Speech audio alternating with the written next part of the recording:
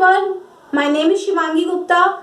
Welcome back to my channel Shibu Classes, and in today's class we will continue our microeconomics chapter forms of market.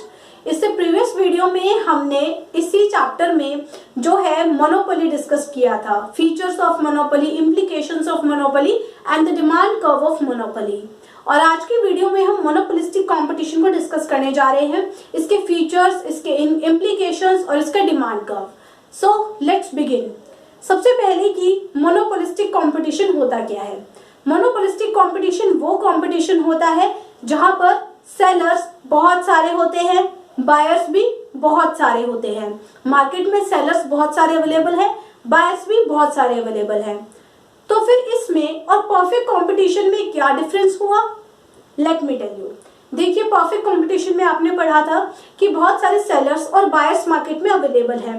Actually monopolistic में भी ऐसा ही है कि बहुत सारे sellers और बायर्स मार्केट में अवेलेबल है, बट परफेक्ट कंपटीशन में जो मार्केट में प्रोडक्ट बेचा जा रहा था वो बिल्कुल होमोजीनियस था, बिल्कुल आइडेंटिकल, बिल्कुल सेम प्रोडक्ट मार्केट में हर सेलर प्रोवाइड कर रहा था। किसी के भी प्रोडक्ट में 1% भी डिफरेंस नहीं था, एकदम सेम प्रोडक्ट सारे सेलर्स वहां बेच रहे थे। बट मोनोपोलिस्टिक मार्केट में हमें प्रोडक्ट डिफरेंशिएशन देखने को मिलता है, यानी कि हर एक सेलर जो है, जो वो चीज बेच रहे हैं, उसमें थोड़ा बहुत उनके प्रोडक्ट में डिफरेंस देखने को मिलता ही मिलता है। फॉर एग्जाम्पल कि मार्केट में बहुत सारे बिस्किट्स अवेलेबल हैं, ठीक है, तो मार्केट में जितने भी बिस्किट कंपनीज हैं, सबके बिस्किट्स में थोड़ा बहुत डिफरेंस तो है ही, इसी को कहते हैं प्रोडक्ट डिफरेंशिएशन। अब क्योंकि मार्केट में बिस्किट बेचने वाले बहुत सारे लोग अवेलेबल हैं, बहुत सारे सेलर अवेलेबल है, बहुत सारी कंपनीज है, तो इसी वजह से यहाँ पे लार्ज नंबर ऑफ सेलर्स हैं और लार्ज नंबर ऑफ बायर्स हैं, बट सबके प्रोडक्ट में थोड़ा बहुत डिफरेंस है, ठीक है। So product differentiation monopolistic market का एक बहुत ही इंपॉर्टेंट फीचर है। Okay, let us discuss all the features one by one. First one is again large number of buyers and large number of sellers. I hope कि ये तो आपको clear हो गया होगा। नेक्स्ट इज प्रोडक्ट डिफरेंशिएशन, ठीक है। अब देखिए, मैंने आप लोगों को कहा था कि हम फीचर्स के साथ साथ उसके इम्प्लीकेशंस भी पढ़ेंगे, तो इसमें प्रोडक्ट डिफरेंशिएशन में जो इम्प्लीकेशन आया है हम उसको डिस्कस कर लेते हैं। बिकॉज देखिए, प्रोडक्ट डिफरेंशिएशन का मतलब क्या होता है वो तो हम समझ ही गए हैं कि जितने भी सेलर्स मार्केट में अवेलेबल है, सबके प्रोडक्ट में थोड़ा बहुत डिफरेंस तो है ही है, ठीक है। तो अगर उनके प्रोडक्ट में थोड़ा बहुत डिफरेंस है, इट इज अ फीचर, ये फीचर है, उनके प्रोडक्ट में थोड़ा बहुत डिफरेंस है। इसका इम्प्लीकेशन क्या है, इसका क्या अर्थ निकला, इससे क्या होने वाला है, partial control over price of good. जो मेरा प्रोडक्ट है उसमें जो उसकी जो क्वालिटी है, उसके जैसी क्वालिटी किसी और के प्रोडक्ट की नहीं है। मतलब मेरा प्रोडक्ट जिस तरह से बना हुआ है, जिस तरह से डिजाइन है, जो फीचर्स मेरे प्रोडक्ट में पाए जाते हैं, अगर मैं एक सेलर हूं मार्केट में, मेरे प्रोडक्ट में जो फीचर्स पाए जाएंगे वो किसी और के प्रोडक्ट में नहीं होंगे, और जो किसी और के प्रोडक्ट में फीचर्स होंगे वो मेरे प्रोडक्ट में नहीं होंगे। तो इससे क्या होगा, मेरा मार्केट पर थोड़ा सा कंट्रोल हो जाएगा।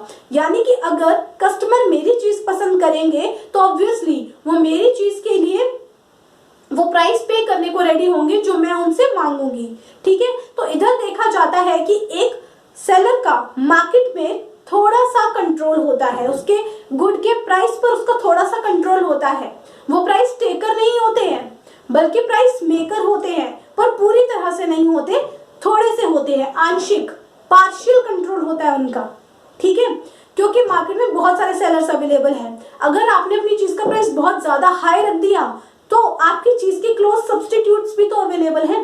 अब अगर मान लीजिए आप पार्ले जी का बिस्किट लेने गए, वो 10 रुपीज का है, उसने अपने प्राइस बढ़ा के कर दी 12 रुपीज, और आपको लग रहा है कि ये जो है ना पार्ले जी वाले हमेशा हर दिन अपने प्राइस बढ़ाते ही रहते हैं, तो मार्केट में और भी बिस्किट्स तो अवेलेबल है, आप किसी और पर भी तो मूव कर सकते हो, किसी और कंपनी का या किसी और ब्रांड का बिस्किट भी तो आप खरीद सकते हो ना, ठीक है।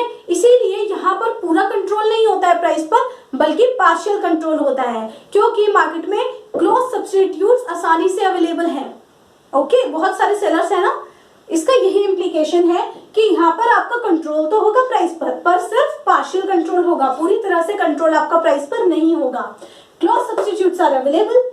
अच्छा, अगर क्लोज सब्स्टिट्यूट्स अवेलेबल है तो इसका एक और नुकसान है भाई, elasticity of demand will be greater than 1। यानी कि अगर आप अपनी चीज का प्राइस जरा सा भी हाई करोगे ना, तो आपके बहुत सारे कस्टमर्स आपकी चीज पर से दूसरी चीज पर शिफ्ट हो जाएंगे और इसके बहुत ज्यादा चांसेस होते हैं। यानी कि आपकी जरा सा प्राइस हाई करने पर डिमांड कम नहीं बहुत कम हो जाएगी। ओके, या फिर आपके जरा सा प्राइस कम करने पर डिमांड ज्यादा नहीं बहुत ज्यादा हो जाएगी। ठीक है, तो यहाँ पर ये चीज काम करती है। इसीलिए मैंने, क्योंकि ये इम्प्लीकेशन ये चीज बताई हुई है कि इलास्टिसिटी ऑफ डिमांड जो इसमें ग्रेटर देन 1 होती है, इसलिए मैं यहीं पर आपको इसका डिमांड कर्व भी समझा देती हूँ। ये जो मैंने बनाया है ये डिमांड कर्व है मोनोपोलिस्टिक कंपटीशन मार्केट का। ठीक है, तो डिमांड कर्व भी हम फिर इसका यही डिस्कस कर लेते हैं। सो डिमांड कर्व ये क्या दिखा रहा है हमें, देखिए इसका जो डिमांड कर्व है ना वो स्लीपर है, मतलब वो इस तरह से, वो ऐसे नहीं है बल्कि इस तरह से लेटा हुआ डिमांड कर्व इसका बना है। तो ये डिमांड कर्व हमें क्या कहता है, देखिए पहले प्राइस था P0, ये वाला प्राइस था, तो डिमांड की गई क्वांटिटी थी Q0। ओके, प्राइस बढ़कर हो गया P1, जरा सा ही प्राइस बढ़ा है, पूरा प्राइस नहीं बढ़ा है, देखिए ज्यादा प्राइस नहीं बढ़ाया, पर डिमांड देखिए ज्यादा कम हो गई है। प्राइस जरा सा हाई हुआ, डिमांड ज्यादा कम हो गई। इसका मतलब क्या है कि elasticity of demand is greater than 1। यहाँ पे 1 से ज्यादा है इलास्टिसिटी ज्यादा देखने को मिल रही है डिमांड में, क्योंकि सब्स्टिट्यूट्स अवेलेबल है। अगर आप अपने चीज का प्राइस बढ़ाएंगे तो कस्टमर रुकेगा थोड़ी ना, वो कहेगा देखो क्लोज सब्स्टिट्यूट्स अवेलेबल है, हम तो किसी और पे शिफ्ट कर जाएंगे, तो प्राइस सोच समझ के बढ़ाइएगा। ठीक है, तो इस तरह से हम ये देख सकते हैं यहाँ पर कि क्योंकि बहुत सारे सेलर्स अवेलेबल है तो क्लोज सब्स्टिट्यूट्स अवेलेबल है, तो इसका मतलब ये है कि डिमांड की इलास्टिसिटी ज्यादा ही रहेगी। अगर प्राइस में थोड़ा सा भी चेंज आता है तो डिमांड में आपको कुछ ज्यादा ही हलचल, ज्यादा ही उतार चढ़ाव देखने को मिलेंगे। ओके, सो इसलिए यहाँ पे जो डिमांड कर्व आपका बनता है वो स्लीपर बनता है। स्लीपर क्योंकि भाई बहुत सारे सेलर्स अवेलेबल है मार्केट में, जबकि मोनोपोली में क्या था, एक ही सेलर अवेलेबल था, तो स्टीपर डिमांड कर्व बना था। यानी कि वहां पर अगर आप प्राइस को कम ज्यादा कर भी ले तो डिमांड पर इतना फर्क नहीं पड़ रहा था, फर्क पड़ रहा था पर ज्यादा नहीं पड़ रहा था। यहाँ डिमांड पर ज्यादा फर्क पड़ रहा है। ओके, तो इस तरह से देखिए हमने ये फीचर्स डिस्कस कर लिए, 2 फीचर्स हमने डिस्कस किए। अब चलिए बाकी के भी फीचर्स इसके डिस्कस कर लेते हैं। चलिए तो अब इसके बाकी के फीचर्स भी देख लेते हैं। 4th feature is selling cost, कि यहाँ पर सेलर्स को सेलिंग कॉस्ट बियर करनी पड़ती है। सेलिंग कॉस्ट कौन सी कॉस्ट, सेलिंग कॉस्ट का मतलब होता है कि आपने सामान तो बना लिया, बट उस सामान को बेचने के लिए जो आप कॉस्ट बियर करोगे, उसके एड्स पर, उसकी पब्लिसिटी पर, कि कैसे आप अपने प्रोडक्ट को कस्टमर्स के बीच में फेमस बनाओगे, उसके लिए आपको कुछ कॉस्ट बियर करनी पड़ेगी through the advertisement, through the publicity of the product. Okay, तो उसी को हम सेलिंग कॉस्ट कहते हैं, कि यहाँ पर सेलर्स को अपना सामान बेचने के लिए सेलिंग कॉस्ट बियर करनी पड़ती है। अच्छा ठीक है, सेलिंग कॉस्ट तो बियर करनी पड़ती है, तो इसका फीचर हो गया। इसका इम्प्लीकेशन क्या है, इसका इम्प्लीकेशन है कि यहाँ पर सेलर्स के बीच में नॉन प्राइस वॉर देखने को मिलती है थ्रू एडवर्टीजमेंट एंड पब्लिसिटी। अब यहाँ पर सेलर क्या कर रहे हैं, प्राइस को भी वो कम ज्यादा नहीं कर रहे हैं, वो अपनी कौन सी कॉस्ट बियर कर रहे हैं, सेलिंग कॉस्ट बियर कर रहे हैं। तो सेलिंग कॉस्ट बियर करने का मतलब ये है कि वो क्या कर रहे हैं, सारे सेलर्स आपस में एक दूसरे को कंपटीशन दे रहे हैं, एक दूसरे के कॉम्पिटिटर्स हैं वो सारे के सारे, जो अपने प्रोडक्ट का मार्केट शेयर बढ़ाना चाहते हैं एडवर्टीजमेंट करके और अपने प्रोडक्ट की ज्यादा से ज्यादा पब्लिसिटी करके। ओके, आपको भी पता है कि जिस चीज का ऐड हम बार बार टीवी पे देखते हैं वो कहीं ना कहीं हमारे माइंड पर स्ट्रक करता है, वो चीज हमें याद रह जाती है। ओके, अगर हमें कोई क्रीम परचेज करने जाना है तो ज्यादातर उन्हीं क्रीम्स के जो है हमारे माइंड में नाम आते हैं जिनको हम एड्स में देखते हैं। ओके, जिनका ऐड नहीं होता उनके बारे में कोई जानता भी नहीं है। ठीक है, तो यहाँ पर हम देखते हैं कि जिसका जितना ज्यादा ऐड होता है उतनी ही ज्यादा वो चीज बिकती हुई है। तो इसीलिए यहाँ पर हम देखते हैं कि यहाँ पर सेलर्स के बीच में एक नॉन प्राइस वॉर देखने को मिलती है एडवर्टीजमेंट और पब्लिसिटी के through. Next is non price competition. Again वही, वैसे तो एक फीचर है नॉन प्राइस वॉर, अभी बताए नॉन प्राइस कॉम्पिटिशन यहाँ देखने को मिलता है।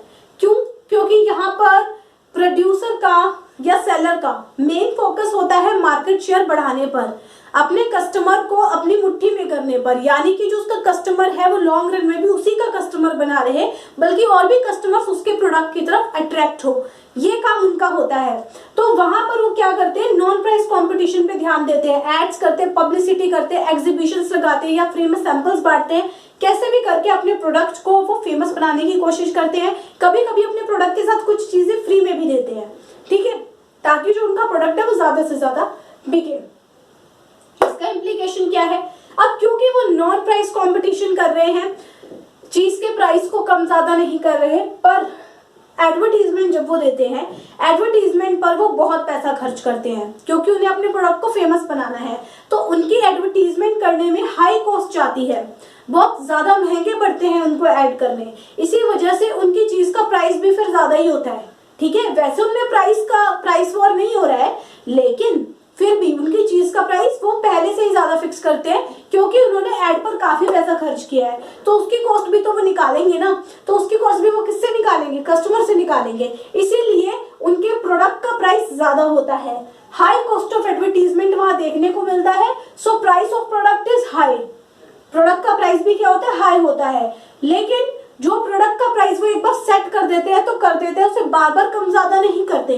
क्यों नहीं करते, क्योंकि एक कांस्टेंट प्राइस होने से जो फर्म्स है उसकी ब्रांड लॉयल्टी बढ़ती है। ब्रांड लॉयल्टी मतलब उसका सब लोग जानते हैं कि देखो ये एक ऐसा ब्रांड है जिसके प्राइस ये फिक्स रहते हैं, ठीक है। इससे ना लोग ब्रांड को जानने भी लगते हैं ऐड के थ्रू भी, और वैसे भी वो देखते हैं कि हाँ भाई एक ये कैसा ब्रांड है जो अपनी प्राइस ना तो कम करता है ना बढ़ाता है, इसके प्राइस फिक्स रहते हैं। तो एक ब्रांड लॉयल्टी लोगों की नजरों में आ जाती है, एक ब्रांड लोगों की नजर में आ जाता है, ब्रांड पर लोग विश्वास करने लगते हैं, ठीक है। तो वो अपने ब्रांड लॉयल्टी बनाने के लिए ही जो अपनी चीज का प्राइस है पहले ही वो हाई फिक्स करते हैं, क्योंकि उन्हें अपने ऐड की कॉस्ट भी निकालने पर फिर उस प्राइस को वो कांस्टेंट रखते हैं।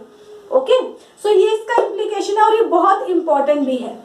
Next is freedom of entry and exit, कि यहाँ पर भी फ्रीडम होती है एंट्री एग्जिट की, कोई भी मार्केट में आ सकता है, कोई भी मार्केट से जा सकता है, बट सब में प्रोडक्ट डिफरेंशिएशन देखने को मिलता है, यानी कि कोई भी सेलर मार्केट में आएगा, कोई नया प्रोडक्ट लेकर आएगा, ठीक है। एग्जिस्टिंग प्रोडक्ट को वो दोबारा नहीं बेच सकता, जो प्रोडक्ट मार्केट में पहले से बिक रहा है उसके जैसा उसका प्रोडक्ट नहीं होगा, बल्कि उसके प्रोडक्ट में थोड़ा सा डिफरेंस जरूर होगा, ठीक है। यानी freedom of entry and exit होता है। अब बिल्कुल देखिए फ्रीडम है एंट्री की भी और एग्जिट की भी, तो यहाँ भी परफेक्ट कंपटीशन की तरह ही किसी भी सेलर को लॉन्ग रन में नॉर्मल प्रॉफिट ही होता है, ठीक है। यहाँ नॉर्मल प्रॉफिट ही होता है, उसको एक्स्ट्रा नॉर्मल प्रॉफिट या सब नॉर्मल प्रॉफिट नहीं होता। लॉन्ग रन में ये नॉर्मल प्रॉफिट ही अर्न कर पाते हैं, क्योंकि इनकी चीज के क्लोज सब्स्टिट्यूट अवेलेबल है। अगर ये ज्यादा प्राइस हाई करेंगे तो क्या होगा, बहुत सारे मतलब और भी यहाँ पर सेलर्स आएंगे बेचने चीजों को, सप्लाई ज्यादा हो जाएगी तो अपने आप चीज का प्राइस कम हो जाएगा, ठीक है, एंड वाइस वर्सा। तो इस तरह से हम देखते हैं कि यहाँ पर लॉन्ग रन में नॉर्मल प्रॉफिट अर्न करते हैं, पर यहाँ पर ये शॉर्ट रन में एक्स्ट्रा नॉर्मल प्रॉफिट अर्न कर पाते हैं, क्योंकि सबके पास क्या है, प्रोडक्ट डिफरेंट है, तो अपने प्रोडक्ट के नाम पर इनका थोड़ा बहुत कंट्रोल तो मार्केट पे होता ही है। इसी वजह से ये शॉर्ट रन में क्या कर पाते हैं, एक्स्ट्रा नॉर्मल प्रॉफिट एंजॉय कर पाते हैं। Next is lack of perfect knowledge. ये फीचर क्या कहता है, क्योंकि मार्केट में बिस्किट की अगर बात करूं तो बहुत सारे बिस्किट्स अवेलेबल हैं, क्या हमको सब बिस्किट्स की नॉलेज है, क्या हम जानते हैं कि कौन सा बिस्किट, किस बिस्किट का टेस्ट कैसा है, या फिर किस बिस्किट में क्या चीज पाई जाती है, क्या नहीं पाई जाती, कौन सा हेल्थ के लिए अच्छा है, कौन सा नहीं है, we don't know, because market में इस तरह के बहुत सारे सब्स्टिट्यूट्स हैं, किस किस की नॉलेज हमको होगी। तो यहाँ पर परफेक्ट नॉलेज किसी भी बायर को नहीं होती है, ठीक है। तो यहाँ पर देखा जाता है कि बायर्स में लैक ऑफ परफेक्ट नॉलेज की कमी होती है। ओके, तो ये था हमारा मोनोपोलिस्टिक कंपटीशन के फीचर्स और इम्प्लीकेशंस और डिमांड कर्व भी मैं आपसे डिस्कस कर चुकी हूँ, ठीक है। साथ साथ नोट्स भी बनाए और अपनी बुक से भी पढ़ते रहे। Okay, thank you so much, we will meet in the next class, bye bye.